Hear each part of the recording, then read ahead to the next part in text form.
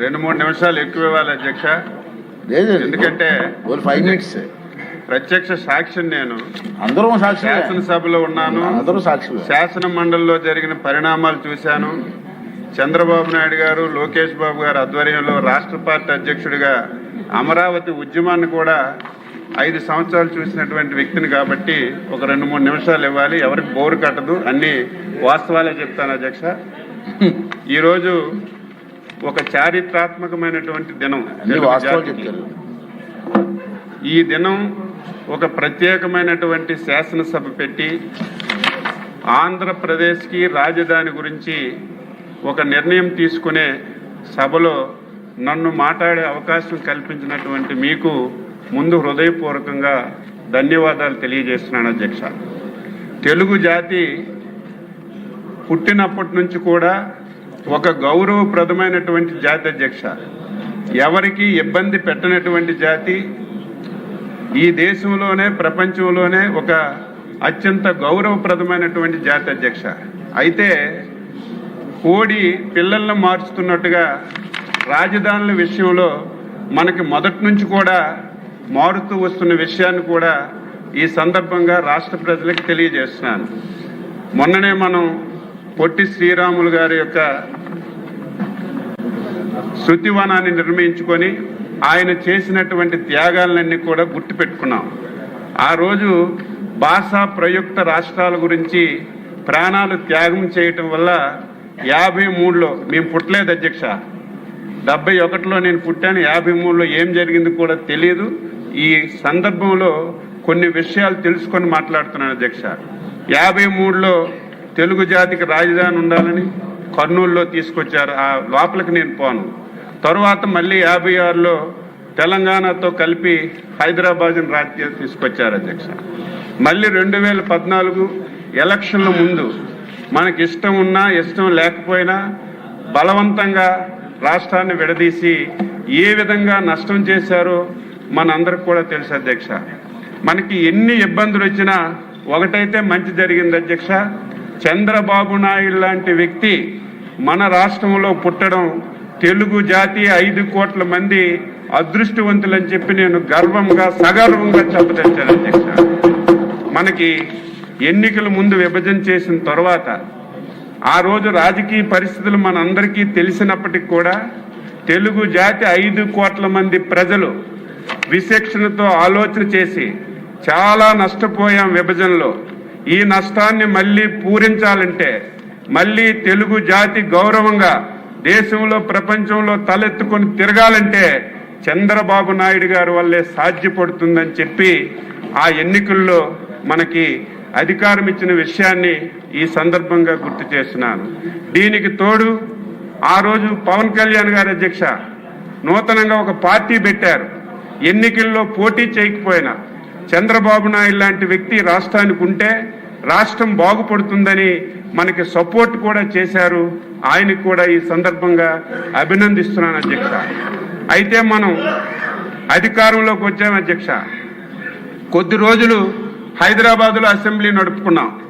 ఆ రోజు కూడా నేను శాసనసభలో ఉన్నాను, మంత్రిగా ఉన్నాను.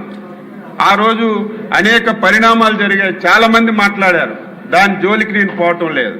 ఆ రోజు ముఖ్యమంత్రి గారు అధ్యక్ష ప్రత్యేకంగా ఒక రోజు రాష్ట్ర రాజధాని, ఈ రాష్ట్రంలో ఉన్నటువంటి అన్ని ప్రాంతాల అభివృద్ధి జరగాలి, ఈ రాష్ట్రానికి ఒక క్లారిటీ క్లియర్గా ఇవ్వాలని 15 గంటల సేపు అధ్యక్ష ఒక్క విషయం మీదే శాసనసభ పెట్టి చర్చించిన విషయాన్ని నేను ఈ సందర్భంగా గుర్తు చేస్తున్నాను.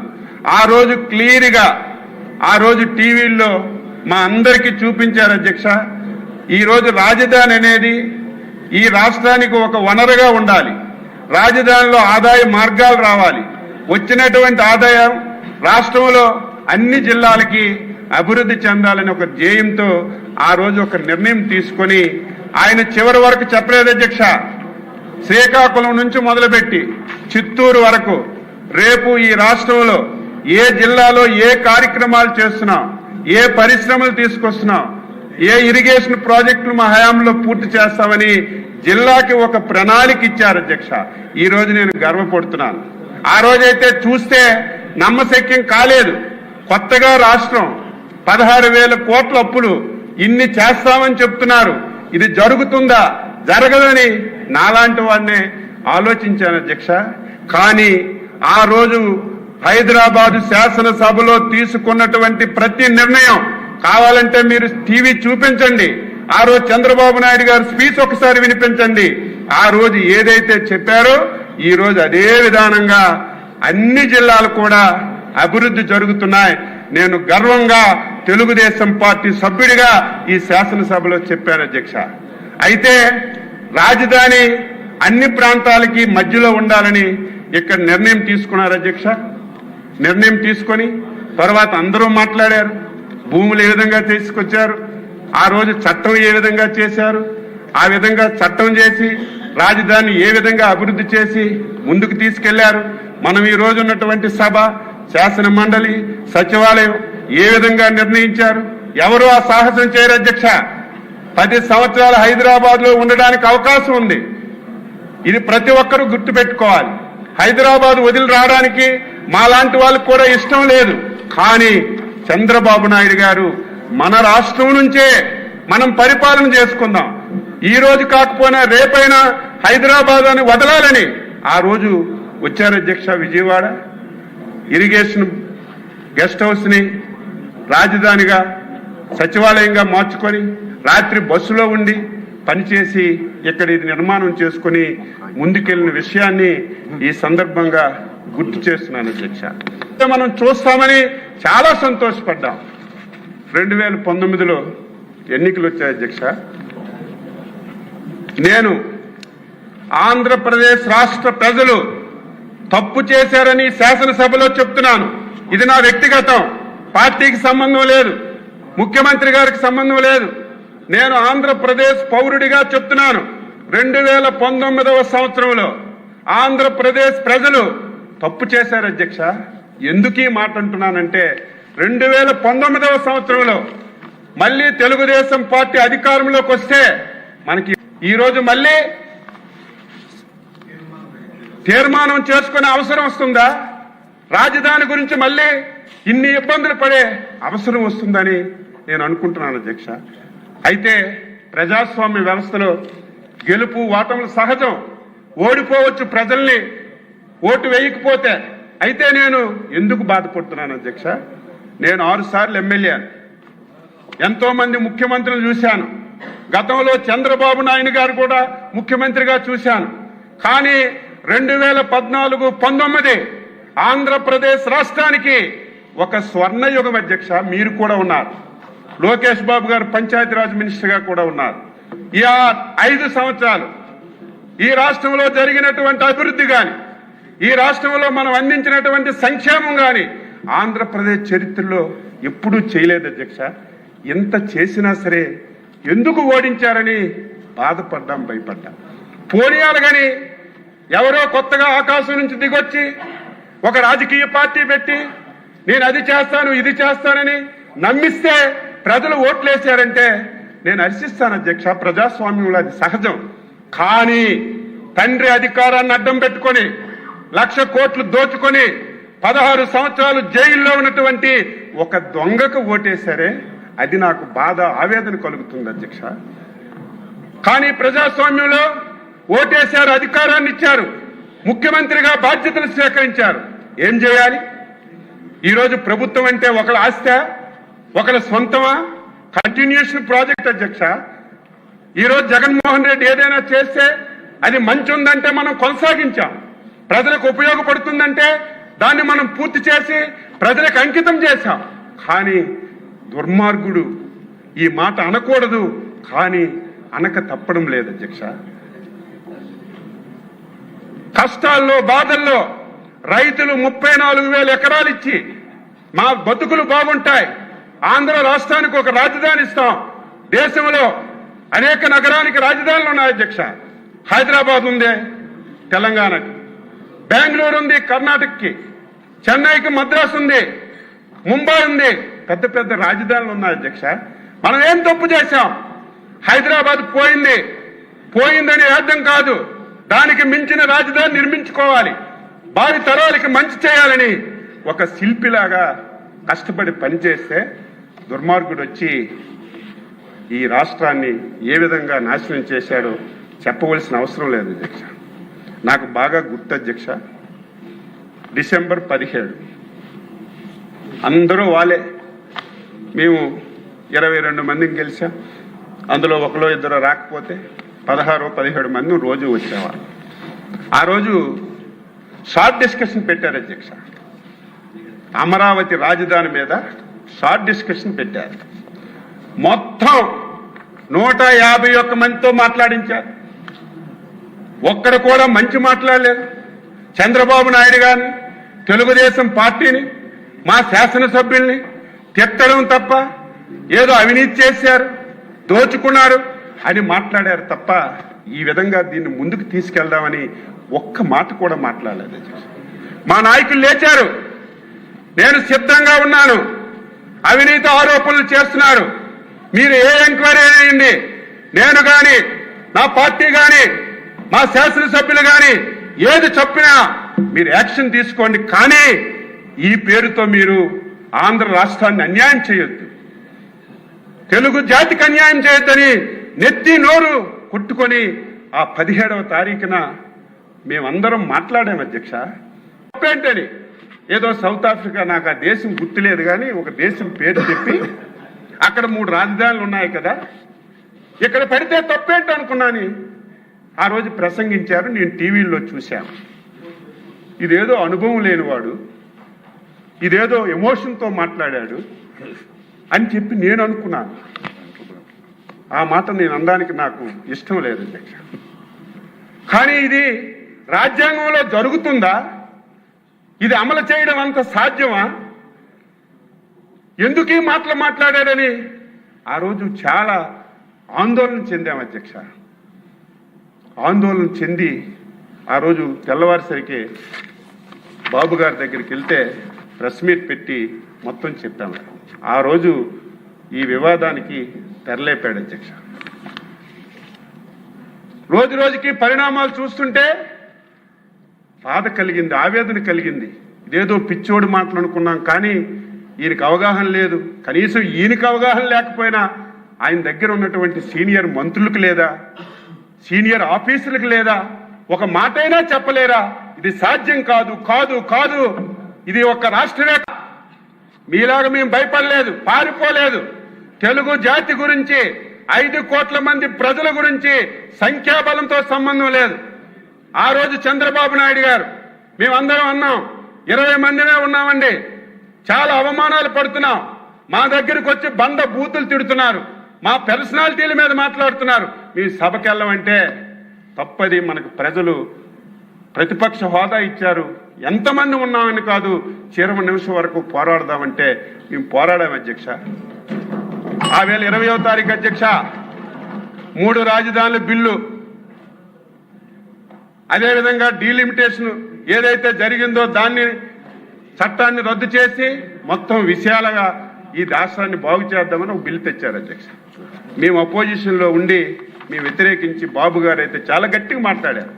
మమ్మల్ని ఆ రోజు సస్పెండ్ చేశారు అధ్యక్ష. మీకు చెప్పాలి, ఆ రోజుకే 3 సార్లు ముఖ్యమంత్రిగా చేసిన వ్యక్తి, 15 సంవత్సరాలు ప్రతిపక్షంగా నాయకుడిగా వ్యవహరించిన వ్యక్తిని బయటికి మమ్మల్ని ఈడ్చుకెళ్ళి అధ్యక్ష. ఒక డొక్కు బస్సు అధ్యక్ష, డొక్కు బస్సు, ఆ బస్సుకు టైర్లు ఉన్నాయో తెలియదు, అంత దరిద్రమైన బస్సులో మమ్మల్ని ఎక్కించి ఇక్కడ 4 గంటలకు ఎక్కించారు అధ్యక్ష. రాత్రి 11 గంటల వరకు ఎక్కడ తిప్పారో లేదు, ఎటువైపు వెళ్తున్నామో తెలియదు. మొత్తం అడవుల్లో మొత్తం ఒళ్ళంతా ఫుల్ అయిపోయి అధ్యక్ష, రోడ్లు లేవు, అటు ఇటు తిరిగి రాత్రి 11 గంటలకి మాకు మళ్ళీ అక్కడ దించారు అధ్యక్ష. ఇది చాలా దారుణమైనటువంటి సంఘటన ఇక్కడ అయింది అధ్యక్ష. మా పోరాటం చేసాం, ఆ రోజు నుంచి రైతులు పోరాటం చేశారు, దాని జోలికి పోవక్కర్లేదు అధ్యక్ష. ఆ రోజు చట్టం అమలు కావాలంటే శాసన మండలి కీలకం అధ్యక్ష. నాకు తెలిసి సంఖ్యాదళంలోకి నేను వెళ్ళగాని 58 మంది ఎమ్మెల్సీలు ఉంటే వాళ్ళు 8 మందే ఉన్నారు అధ్యక్ష. మిగతా వాళ్ళందరూ తెలుగుదేశం, మిగతా పార్టీలు ఉన్నాయి. 21 ప్రజాస్వామ్యానికి ఒక చీకటి రోజు అధ్యక్ష. అది నాకు తెలిసి ఎప్పుడు ఏ రాష్ట్రంలో ఇటువంటి పరిణామాలు జరగలేదు. శాసన మండలిలో ఇక్కడ ఉన్నటువంటి బిల్లు అధ్యక్ష పాస్ చేయడానికి అధికారం లేదు. 8 మంది సభ్యులతో బిల్లు పాస్ అవ్వదు అధ్యక్ష, అందరికీ తెలుసు. కానీ ఎలాగైనా బిల్లు పాస్ చేసి ఈ రాష్ట్రాన్ని విడదీయాలని, మొత్తం తెలుగు జాతిని విచ్ఛిన్నం చేయాలని ప్రయత్నం అధ్యక్ష. ఆ రోజు పెద్దలు షరీఫ్ గారు చైర్మన్గా ఉన్నారు. రంజాన్ మాసం అధ్యక్ష, రంజాన్ మాసంలో ఉదయం ఒకసారి సాయంత్రం ఒకసారి ప్రేయర్ చేస్తారు 5 సార్లు. మేము ఆ రోజు చూస్తే ఆయన 10-15 సార్లు ప్రేయర్ చేశారు. అంత టెన్షన్ పెట్టారు. ఈరోజు శాసన మండలి ఉంది, మీరు మాకు టీంలు వేశారు, ఒక బ్యాచ్ ఎక్కడుంటే ఒక బ్యాచ్ ఎక్కడని. ఆ రోజు అధ్యక్ష శాసన మండలిలో మొత్తం మంత్రులందరూ అక్కడికి వచ్చేశారు, శాసనసభ్యులందరూ గ్యాలరీలో మొత్తం వచ్చేశారు. మొత్తం శాసన మండలిలో లైట్లన్నీ ఆపేశారు. మేమందరం బాబు గారు ఛాంబర్లో కూర్చున్నాం. పోనీ శాసన మండలిలో లైట్లు ఆపేశారు, తర్వాత మా ఛాంబర్లో లైట్లు ఆపేశారు, టీవీ ప్రచారాలు ఆపేశారు. అసలు ఏం జరుగుతుందో మాకు సమాచారం లేదు. సార్ అన్నారు ఒకసారి వెళ్ళి మనము గ్యాలరీకి వెళ్దామంటే గ్యాలరీకి వెళ్ళాము అధ్యక్ష. నరక యాతన అధ్యక్ష. ఆయన ఓపిక నేను జోహార్ అధ్యక్ష, మనస్ఫూర్తిగా ఆయన అంత ఓపిక ఎవరికీ రాదు. ఆయన వేళ ఈ చెవిట్లో ఆ చెవిట్లో అనరాని మాటలు, ఆ మాటలు వింటే నాలాంటి వాడిని అయితే గన్నుంటే కాల్చేయాలి, ఎందుకు ఈ బతుకు, ఇంత దారుణమా, ఈ తిట్లు కాయడానికే మనం రాజకీయాల్లో ఉన్నాం. అంత దారుణంగా మాట్లాడారు.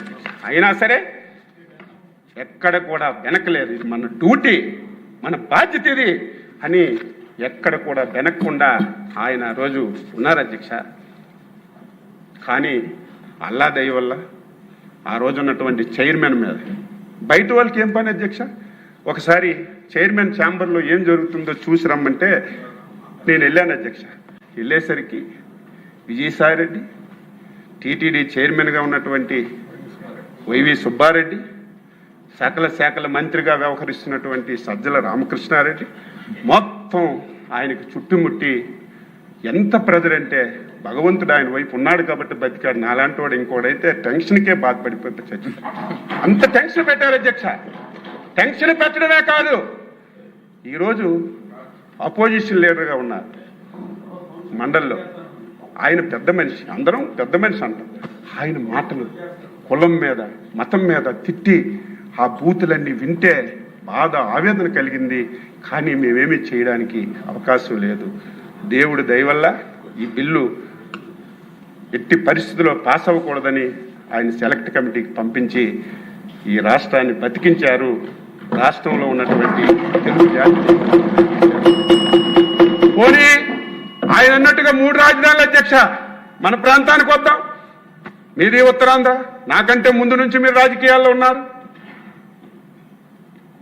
చాలా సంవత్సరాలుగా మనం ఉన్నాం. ఈయన ఏదో ఉద్ధరించినట్టుగా 2019లో విశాఖపట్నాన్ని రాజధానిగా అని చెప్పారు అధ్యక్ష.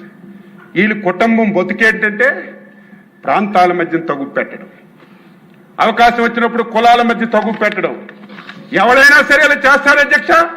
ఒక పదవి గురించి, రాజకీయం గురించి కులాల మధ్యన ప్రాంతాల మధ్యన ఎవరైనా సరే ఇటువంటి తగ్గు పెడతారా? విశాఖపట్నాన్ని ఒక రాజధాని అని చెప్పారు. మేము మాట్లాడితే మా ఇంటి మీదకి దాడులు పంపించారు. విశాఖపట్నానికి రాజధాని వస్తుందని అచ్చెన్నాయుడు మాట్లాడితే వద్దు, మేము అమరావతి రాజధాని అని ఎలక్షన్కి వెళ్ళామని ధైర్యంగా చెప్పాను అధ్యక్ష. మేము మాటిచ్చాం, అమరావతి రాజధాని రాష్ట్రంలో అన్ని జిల్లాలు అభివృద్ధి చేస్తామని మాటిచ్చామని ధైర్యంగా నిలబడ్డాం అధ్యక్ష. బండబూతులు తిట్టారు, పర్సనాలిటీ మీద మాట్లాడారు, కానీ ధర్మాన్ని న్యాయాన్ని రక్షించాలని కట్టుబడి మనం ఉన్నా అధ్యక్ష. పోనీ నువ్వు రాజధాని అన్నావు, ఏం చేశావు? 2019-24లో నిండు శాసనసభలో మాట్లాడుతున్నాను. ఎందుకింత గట్టిగా మాట్లాడుతున్నానంటే ఈరోజు రాష్ట్ర ప్రజలందరూ ఇంపార్టెన్స్ సెషన్ చూస్తారని. ఒకవేళ జగన్మోహన్ రెడ్డి బెంగళూరులో ఉన్నా, వైసీపీ వాళ్ళు ఉన్నా ఈ రోజు సభ చూస్తారు ఏం జరుగుతుందని. ఈ రోజు రావాలి కదా అధ్యక్ష, ఈవేళ రావాలా లేదా? బయట బ్రోకర్లతో మాట్లాడిస్తాడు, మాకేమీ ఇబ్బంది లేదు, మాకేమీ సమస్య లేదు, మేము రాజధానికి వ్యతిరేకంగా ఉన్నామా, ఎందుకు మళ్ళీ మీరు తీర్మానం చేయాలని బయట బ్రోకర్లతో మాట్లాడి ఆయన అంటాడు శాసనసభ పెట్టుకుంటున్నారు, శాసన మండలి ఎందుకు పెట్టడం లేదండి? బుద్ధి జ్ఞానం ఉందా? మీకు నాలెడ్జ్ ఉందా? తీర్మానం అంటే శాసనసభలో చేస్తారు, శాసన మండలిలో చేయరు. కానీ శాసన మండలి ఎందుకు పెట్టమంటున్నాడు? ఇక్కడ పాస్ అయ్యి మళ్ళీ అక్కడ పాస్ అవ్వకుండా దీన్ని కూడా అడ్డు పెట్టాలి. ఇంత దుర్మార్గుల్ని ప్రజలారా మీరు ఆలోచించాలి కదా. ఇటువంటి విధాల రాజకీయాల్లో ఉండాలా? ఇటువంటి రాజకీయ పార్టీ అవసరం ఈ రాష్ట్రానికని ఇంకా ప్రజలు తెలుసుకోకపోతే ఏం చేస్తాం? ఎందుకు మాట్లాడుతున్నాను? 5 సంవత్సరాల్లో ఏమీ చేయలేదు అధ్యక్ష. 18 మాసాలు అయింది అధ్యక్ష మనం వచ్చాం. ఈ 18 మాసాల్లో ఎన్ని ప్రాజెక్టులు తెచ్చాం అధ్యక్ష? ఇవన్నీ చదివితే టైం లేదు. అన్ని ప్రాజెక్టులు మనసు ఉండాలి పనిచేయడానికి, మాటలు కాదు. ఈ రకంగా ఈ రాష్ట్రాన్ని నాశనం చేయడానికి ప్రయత్నం చేస్తుంది. అందుకే ఈ రోజుకైనా సరే ఇటువంటి దుర్మార్గులు మళ్ళీ ఎప్పుడో ఏ సందర్భంలో వస్తారు. మళ్ళీ పిచ్చోడి చేతికి రాయి దొరికితే ఆ రాయితో ఆయనైనా కొట్టుకుంటారు, మనకైనా కొడతారని చంద్రబాబు నాయుడు గారు అమరావతి అంటే అర్ధరాత్రి గాని పడుకున్న వాడికి లేపినా సరే ఎవరి పేరు రాదు అధ్యక్ష, నారా చంద్రబాబు నాయుడు గారు అనే పేరు వస్తుంది. దీనికి కర్మ కర్త క్రియ ఈరోజు నిర్మాణకర్త చంద్రబాబు నాయుడు గారు అధ్యక్ష. ఇంత కష్టపడి చేసిన దానికి మళ్ళీ ఎవరైనా ఇబ్బంది పెట్టొచ్చని దీన్ని ఒక చట్టబద్ధత చేద్దాం. దీన్ని ఎవడొచ్చినా సరే ఏమీ మార్చకుండా దీన్ని ఒక పటిష్టమైనటువంటి విధానం చేద్దామని కేంద్ర ప్రభుత్వంతో మాట్లాడి దానికి కొర్రీలేస్తున్నారు. 2014లో పంపించారు కదని. ఆ రోజు విజయవాడ గుంటూరు మధ్యలో ఉంటుందని చెప్పాం. తరువాత అమరావతి అని అనుకున్నాం. ఈరోజు అమరావతి అని పేరు లేదు కాబట్టి మీరు మళ్ళీ ప్రత్యేకంగా ఒక తీర్మానం చేసి పంపించండి అంటే ఈరోజు ఈ సభ స్టార్ట్ అయింది అధ్యక్ష. మళ్ళీ మనం తీర్మానం చేస్తున్నాం. ఈ రోజుతో 5 కోట్ల మంది ప్రజలకి ఒక ఆనందమైనటువంటి రోజు. ఎవరు భయపడవలసిన అవసరం లేదు. చంద్రబాబు నాయుడు గారు, పవన్ కళ్యాణ్ గారు, ఎన్డీఏ ప్రభుత్వం ఉన్నంత వరకు ఈ రాష్ట్ర ప్రజలకు ఏమీ జరగదు. అయితే 2019లో మీరు తప్పు చేసి ఈ రాష్ట్రాన్ని ఇదేదో మాకు అధికారం గురించో లేకపోతే మాకు పదవుల గురించో నేను మాట్లాడడం లేదు. 4 సార్లు ముఖ్యమంత్రిగా చేశారు. 50 సంవత్సరాల రాజకీయాల్లో పదవులు చేయడం కాదు, 5 కోట్ల మంది తెలుగు ప్రజలు దేశంలో ప్రపంచంలో ఎక్కడున్నా నాలికి చివర ఉన్నటువంటి ఏకైక వ్యక్తి నారా చంద్రబాబు నాయుడు గారు. ఆయనకు పదవులు అక్కర్లేదు. ఆయన ఆతృత, ఆయన తాపత్రయం ఈ రాష్ట్రాన్ని బాగు చేయాలి, భవిష్యత్ తరాలకు బాగు చేయాలి. తెలుగు కమ్యూనిటీ ఈ దేశంలో ప్రపంచంలో అత్యున్నత కమ్యూనిటీగా ఉండాలి ఒక తపనతో పనిచేస్తున్నారు. మళ్ళీ రేపు ఎన్నికలు వచ్చినప్పుడు ఆంధ్రప్రదేశ్ ప్రజలారా నిండు సభలో చేతులు జోడించి మాట్లాడుతున్నాను, మొక్కుతున్నాను. వైకుంఠపాలి ఆట ఆడొద్దు. మీరు వైకుంఠపాలి ఆడాడి ఏదో వచ్చారని ఏదో ఇస్తారని ప్రలోభాలకు లొంగి మళ్ళీ తప్పు చేస్తే ఈ రాష్ట్రాన్ని ఎవ్వడు బాగు చేయలేడు. ఇది ప్రజలందరూ నేను చెప్పానని కాదు, విజ్ఞతతో ఆలోచించండి. మీ గురించి, మీ భవిష్యత్తు గురించి పనిచేస్తున్నటువంటి చంద్రబాబు నాయుడు గారిని, పవన్ కళ్యాణ్ని, ఎన్డీఏ ప్రభుత్వాన్ని నిండు మనసుతో ఆశీర్వదించండి అని చెప్పి కోరుతూ ఈరోజు ముఖ్యమంత్రి గారు ప్రవేశపెట్టినటువంటి తీర్మానాన్ని మనస్ఫూర్తిగా 5 కోట్ల మంది ప్రజల తరపున, ఈ దేశంలో ప్రపంచంలో ఉన్నటువంటి ఆంధ్రుల తరపున హృదయపూర్వకంగా స్వాగతిస్తూ ఈ అవకాశం ఇచ్చినటువంటి మీకు హృదయపూర్వకంగా ధన్యవాదాలు తెలియజేస్తూ సెలవు తీసుకుంటున్నాను. బాగా మాట్లాడారు కానీ ఎక్కువ టైం తీసుకున్నారు. అచ్చెన్నాయుడు గారు ఆవేశంతో ప్రసంగంలో 1-2 అశబ్దాలు దొర్లాయి. వాటిని రికార్డు నుంచి తొలగిస్తున్నాను.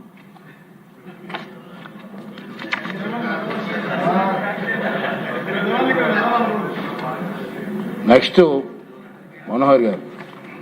ధన్యవాదాలు అధ్యక్ష.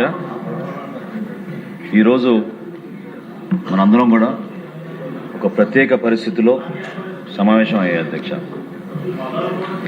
రాష్ట్రానికి శాశ్వత రాజధాని అమరావతి అనే తీర్మానం, చట్టబద్ధత కల్పించాల్సిన అవసరం, దాని గురించి గౌరవ ముఖ్యమంత్రి గారు ప్రవేశపెట్టిన తీర్మానం, ఇది కేవలం ఒక సాంకేతిక అస్పష్టత తొలిగిపోతుంది అనుకోవడం పొరపాటు అధ్యక్ష.